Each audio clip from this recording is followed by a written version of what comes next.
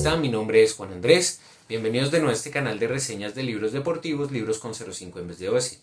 El día de hoy tengo una reseña sobre un libro de fútbol que hace mucho presente en mis redes sociales, que les recuerdo, Libros tiene redes sociales, tenemos Instagram, libros con 0,5 en vez de OS al final, tal como aparece el nombre en el canal, estamos en Instagram. Y en Twitter me consiguen a mí como Juan de Papel, con el @ fácil por Twitter. Entonces, bueno, el libro que les quería presentar es de Duncan Shaw, Fútbol y franquismo. Un libro que trata obviamente este tema, tiene un prólogo de Paul Preston y pues voy a hablar un poco del autor y de Paul Preston al inicio. Intenté buscar información del autor, no encontré, no encontré nada de Duncan Shaw. Creí que era un profesor que encontró en una universidad británica, porque es británico, pero resulta que no era ese. Y pues dije, bueno, voy a buscar entonces a Paul Preston. Resulta que Paul Preston es un historiador muy famoso británico, que es reconocido por sus estudios acerca de España. Aquí estoy siendo un poco general, tal vez no solo habla de España como país, sino de toda la península ibérica, o no lo sé, realmente no sé cuál es el término específico, pero sé que es importante. Y se anima a hacer este prólogo para presentar el libro porque el libro, como dice él aquí, se lee en una sentada. Es cierto, es un libro académico sobre la influencia o no del franquismo en el fútbol, cómo se vivió durante esa época el fútbol en España y qué consecuencias trajo. Entonces, pues, a lo que vinimos, al libro en general. El libro es un análisis muy metódico desde que inicia el franquismo hasta que fallece Franco. Entonces trata de mirar la influencia que tuvo en los equipos, en la liga, en la vida social y en las consecuencias que puede tener esto en la sociedad española. ¿Por qué? Porque él menciona que a veces se piensa que entonces el franquismo utilizó el fútbol siempre como una herramienta de distracción para alejar a la gente de la realidad. Lo que yo puedo decir después de leer el libro es que aunque el autor trata de abordar este camino, concluye que no es así, que realmente Franco no tenía ese interés en utilizar el fútbol como una herramienta para distraer, no, o para evadirla de la realidad. Lo que pasa es que el fútbol fue dando tantos resultados y fue convocando tanta gente que el franquismo dijo, oiga, aprovechemos el fútbol, ¿sí? El camino fue a la inversa, no fue que el Franco llegara al fútbol de esta manera directa, sino más bien fue al revés. El fútbol tenía tanta resonancia que por eso se acercó al fútbol. Eso sería lo primero. Lo segundo es que si bien Franco quería emular lo que estaba pasando en otros países al inicio, en Italia y en Alemania, con los deportes, recordemos el Mundial de Italia, recordemos los Olímpicos de Berlín, quería también demostrar como la grandeza española a través del deporte. Sin embargo, Franco nunca invirtió en deporte realmente. Los organismos a cargo del deporte y del fútbol tenían que depender mucho de las personas que eran dueños de los equipos y también del dinero que podían gestionarse. No era que realmente el gobierno tuviera un planteamiento de decir vamos a demostrar que España es buena. Entonces esto generaba un problema de golpe, pues porque entonces no había una política estatal diciendo que el fútbol tiene que ser un gran deporte, una gran posibilidad para la gente en España. De hecho, una de las cosas que se menciona es que tal vez se apropió mucho del fútbol porque el fútbol era el más fácil de practicar en el sentido de cancha. O sea, uno coloca dos saquitos, dos latas, dos lo que sea y comienza a patear una lata, una caja, lo que sea. O sea, así parte del fútbol muchas veces, ni siquiera una pelota. Y España pasó por muchos momentos de decadencia económica, bueno, de pobreza. Entonces, eso llevó que el fútbol fuera lo que más los acercara. Él menciona algunos otros deportes, a mí me sorprende que no mencionara también el ciclismo, porque el ciclismo, los españoles si bien comenzaron a ganar en las competencias internacionales, no a comienzos de siglo, sino un poco después, se hicieron notar, etcétera. Es importante tener el ciclismo en cuenta. Él no lo aborda, tal vez es que no alcanzó a revisar y pues es un avance muy académico el de este texto, entonces trata de ser muy preciso con todas las cosas que menciona. Sin embargo, aunque el deporte español no, la selección española no era tan importante y muchas veces la prensa lo que hacía era magnificar las actuaciones de la selección y los jugadores en el extranjero, porque para eso sí partía una identidad estatal más grande, incluso había un diario con un origen relacionado con la Falange, que la Falange pues tiene una cercanía ideológica a Franco, pero que no, vamos a decirlo claro como lo menciona en el libro, no es que Franco tomara específicamente la Falange, no, él tomó a muchos sectores de derecha y como que los fue uniendo y fue muy camaleónico en asignar varios partidos. Lo que él le funcionaba era como esa junta y ser él el líder, él como tal. Entonces le permitió al periodismo cercano a la Falange seguir esta misma línea. Habla del diario Marca, específicamente en este caso.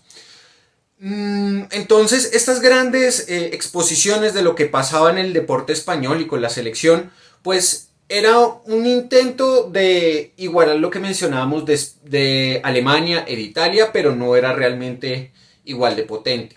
Los equipos españoles, por su parte, se beneficiaron mucho de la migración, de traer jugadores de otras partes. Obviamente todos conocemos a Di Stéfano.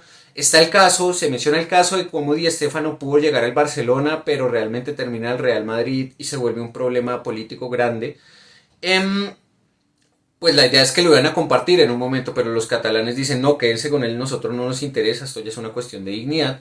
Entonces es a través de los equipos que comienza a ser tal vez más marca en Europa, especialmente con el Real Madrid. Y también analiza el caso del Real Madrid y los equipos como con esta cuestión del franquismo. Él trata de ser muy claro con la información que encuentra, es decir, él hace un ensayo académico de nuevo, entonces no puede lanzar simplemente afirmaciones sin pruebas.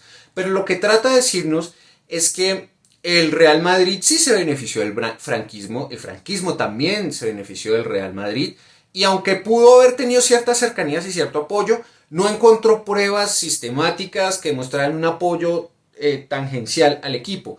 Algunos aspectos sí se nota que había una preferencia hacia el Real Madrid, había un acercamiento con el gobierno y muy seguramente hay algunos beneficios que no logra contar en el libro. Pero digamos, hasta el momento el libro no le puede decir a uno, sí, mire, así lo benefició de estas maneras tácitas y por eso ganó estas cosas. No. Pero entonces sí hay unos acercamientos mayores al Real Madrid. Digamos, con el caso de Di Stéfano se puede mencionar porque legalmente el Barcelona tenía todo para ganar el caso, pero aún así le dieron algo de razón al Real Madrid. Ahí hay como un acercamiento. Ahora, eso no es como, listo, ganaste las Copas de Europa. Es una distancia que también hay que saberlos manejar. Es posible que haya más información, porque hay que decirlo, el libro es del 85-87. O sea, es un libro con mucho tiempo y tiene muy buena información, pero sin duda en los años que han surgido desde ese momento, pues hay más datos que se podrían recolectar. Ahora, también tenemos que tener en cuenta lo que sucede dentro de España.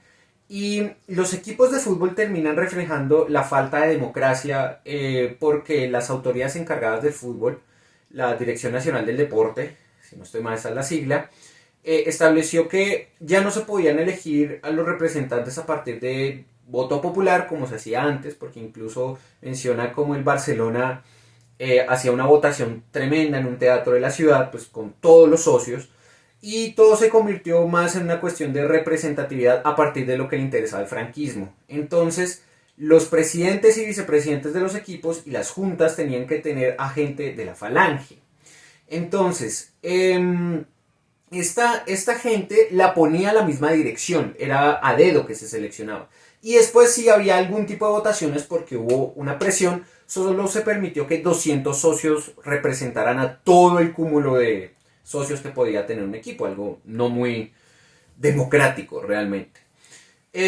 Los equipos de, bueno, el Barcelona sobre todo, y el Athletic de Bilbao y la Real Sociedad fueron equipos que trataron de combatir o hacerle frente de alguna manera al franquismo entre lo que se podía. Se menciona como un equipo del Athletic se fue de gira por Latinoamérica, recogió dinero y se lo envió a España para apoyar en su momento el intento de liberación del franquismo.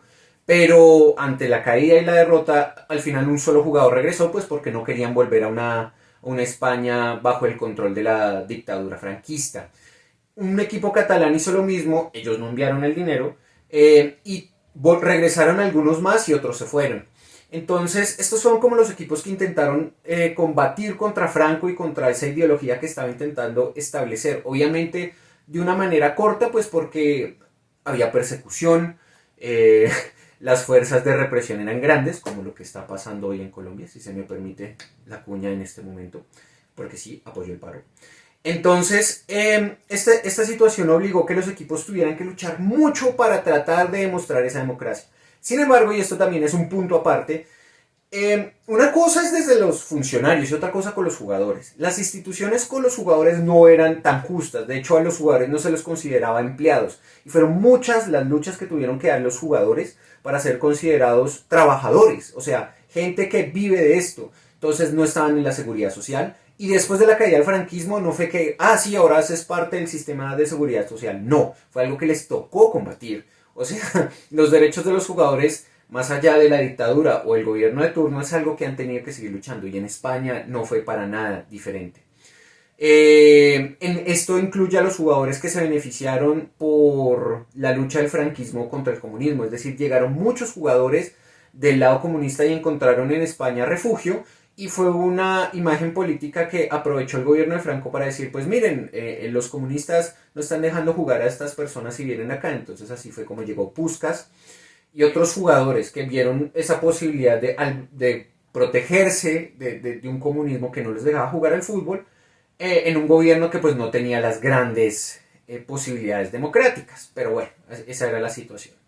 Entonces al final del cuenta él trata como hacer estos avances y análisis y decir, mire, el fútbol se utilizó hasta cierto punto, sobre todo fue más mediático, en un momento se pasaban partidos en exceso para evitar que la gente pensara en otros temas.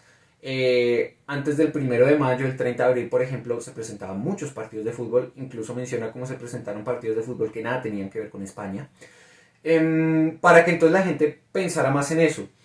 Pero ya lo que miramos como las instituciones futbolísticas españolas, los equipos, tuvieron una importancia por la situación misma, pero no era que fuera una política de Estado pensada desde el principio y igual le dio también voz a las personas y a las regiones que no la tenían.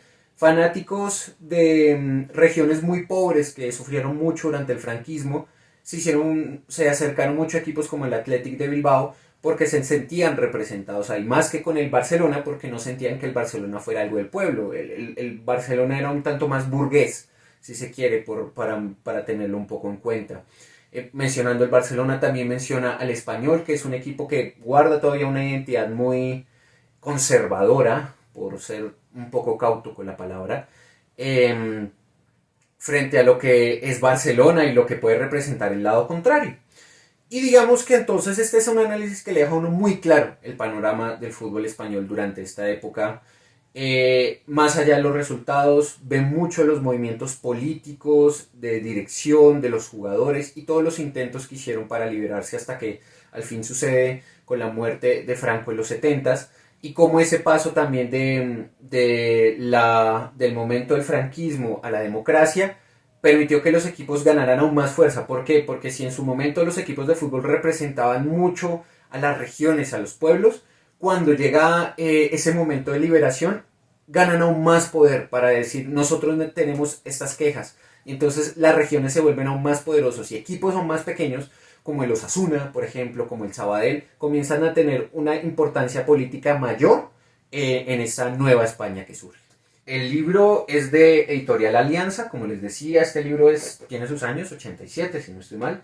Lo conseguí gracias a Daniel, mi librero de confianza, que me consigue grandes tesoros como Reyes de las Montañas, pues me consigue gracias Daniel. Ya saben, si alguien necesita buscar un libro muy difícil, le tengo a la persona, simplemente pregúnteme, coménteme acá, porque me deben dejar acá comentarios y suscribirse al canal dándole clic a la campanita para saber cuándo comienza el round. Y pues yo les paso el contacto, él sin duda les ayudó a buscar libros, entonces pues este fue un gran hallazgo, me gusta mucho la portada, el libro en sí pues es muy académico, puro texto, tiene algunos tipos, algunos errorcitos que le faltan létricas, muy poquitos, pero me pareció un tanto llamativo. Para hacer un libro académico se lee muy fácil, hay que decirlo, a veces los libros académicos tienen el inconveniente de que no se leen tan fácil, de que tienen una lectura un poco trabada. Este no, fue una sentada larga y dos cortitas, realmente. Para comenzarlo cortita, sentada larga y para cerrarlo cortita. Entonces, es un libro que se lee muy, muy bien. Búsquenlo si pueden porque hace poco lo mencioné en el taller que estoy dictando de literatura y fútbol y la persona que siempre busca libros por internet no lo encontró. Entonces, pues, búsquenlo si lo encuentran porque es un gran hallazgo. Y si saben algo del autor, pues escríbanme, también me pueden colocar ahí en los comentarios porque realmente no sé.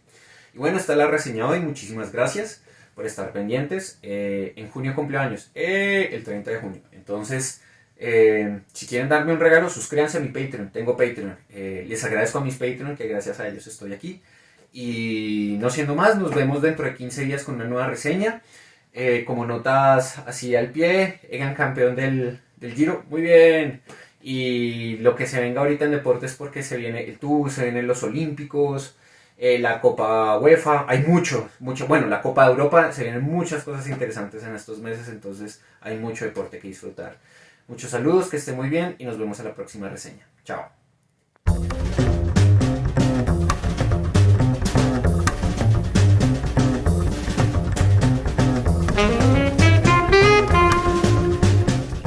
Turu, turu, turu, turu, turu, turu, turu, turu, turu, turu, turu.